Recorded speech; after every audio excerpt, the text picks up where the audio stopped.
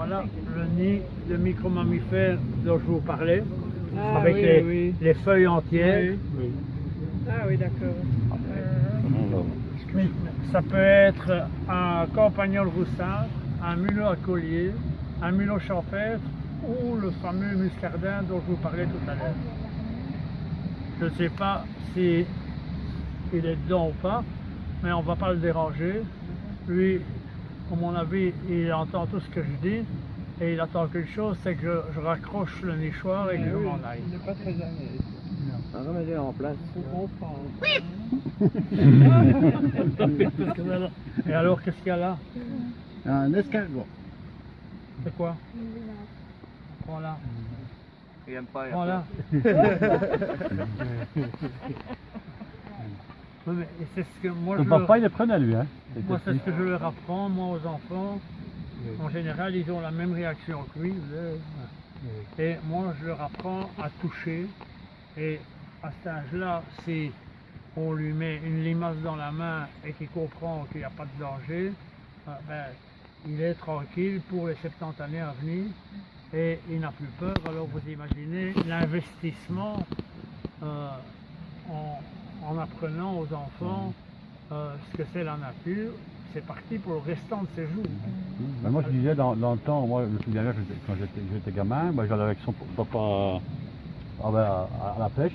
Il m'a mis un poisson dans la main, après j'ai plus jamais eu peur de tenir un poisson dans la main. Maintenant, Que quand... vous n'avez plus de problème. Ouais. On ne vous aurait pas mis dans la main, vous en aurez peut-être encore eu peur aujourd'hui. J'aurais peut-être un temps à pêche. Ah oui, mais c'est comme ça. Quand je vais rependre ce nichoir-là.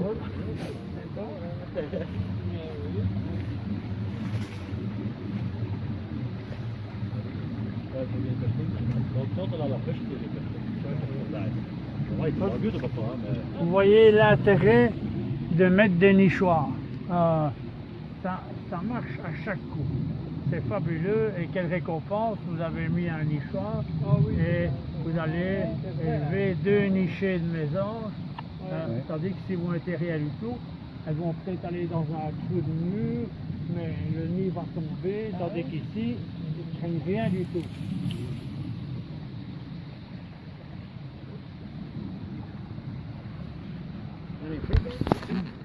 Je veux dire qu'en regardant l'appareil, on peut dire c'est une Daubenton, une pipistrelle, un grand murin, on peut le savoir.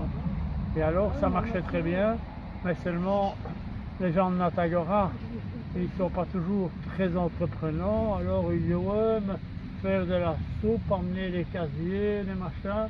Et quand moi j'ai quitté la présidence, eh ben, ils n'ont plus refait la nuit de la chauve-souris. Par contre, on l'a fait aux grottes maintenant. C'est en deuxième quinzaine du mois, je sais pas moi, 23-24. Et alors là, on fait la nuit de la chauve-souris et on va regarder les chauves-souris à l'intérieur des grottes.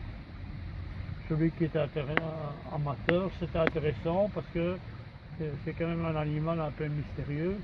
On ne le voit pas tout le temps. Et donc c'est intéressant, quoi. Enfin voilà. Maintenant on fait 2 choses, ou on descend, ou on remonte, ça c'est comme vous le sentez, quel est le planning? On remonte. Donc poste le pont. Non, on va par là. Hein? Pourquoi on n'est pas prêt. Oh non, c'est pas prêt. Bah oui.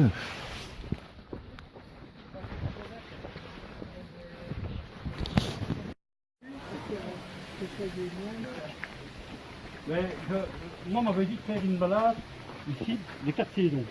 Ainsi, on voit l'évolution de la nature. Ah, mais l'idéal c'est de refaire ça À l'automne. hiver. À plein hiver, je vous contacterai. C'est beau alors.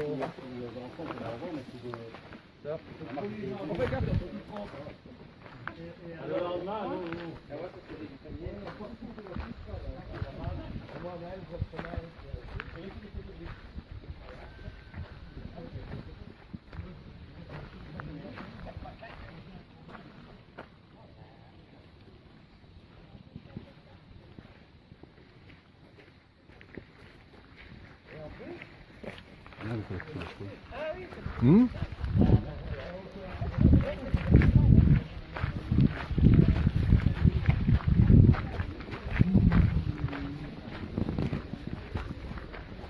Magnifique.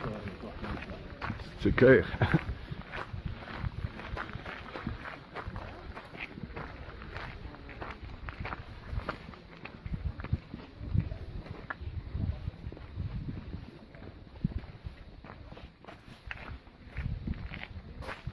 Ah, ils sont pas là.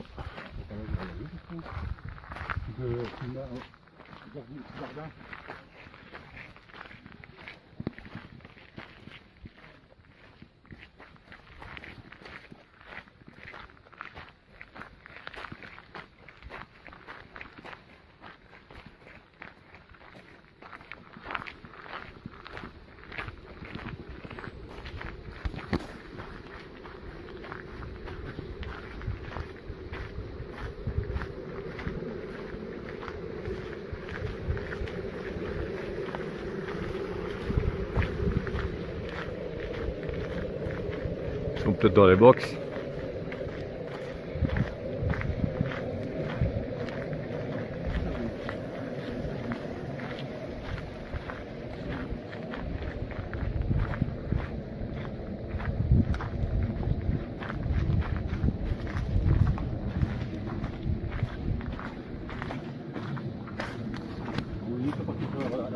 Ah ouais, bah non, ils sont là. Bah là. Hein? Ah. Ouais, il est beau. Ouais. Il est beau. Tu veux le caresser aussi?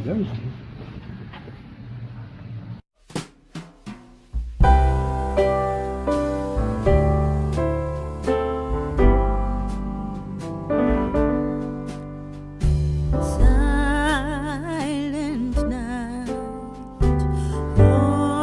holy night, all is calm, all is bright.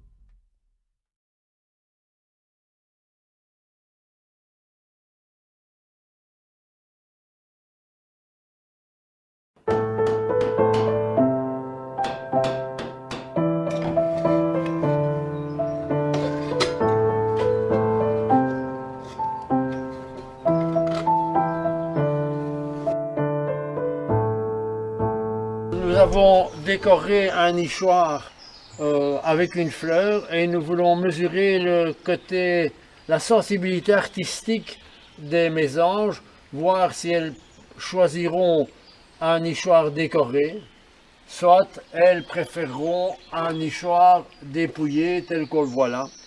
Évidemment, c'est un mystère et ce mystère, nous espérons bien le résoudre.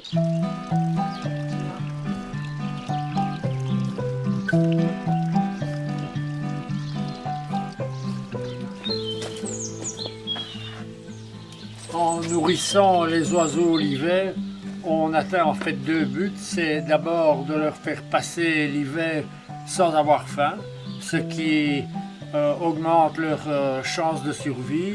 Et puis, on a le plaisir de pouvoir les observer. Et c'est pour ça que lorsqu'on met un nourrissoir, il faut le mettre relativement près d'une fenêtre. Le reflet de la fenêtre empêche les oiseaux de voir l'observateur qui profite de leur visite. Et cette passion m'est venue transmise par mon père qui à l'époque faisait ici de l'élevage de truites déjà. Évidemment, moi j'étais toujours concerné par ce genre d'opération. Pourquoi? Parce que il fallait que j'aide, depuis tout petit il fallait déjà travailler. En ce qui concerne les oiseaux, on met des nichoirs. Pourquoi? Parce qu'il y a évidemment toujours une crise du logement. C'est-à-dire il n'y a pas assez de trous dans les arbres pour abriter toutes les mésanges par exemple. Les grenouilles et les crapauds c'est la même chose.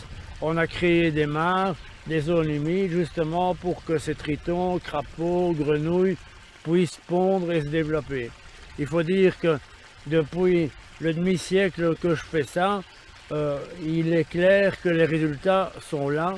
Et j'ai créé ici dans la vallée une vitrine de la biodiversité locale.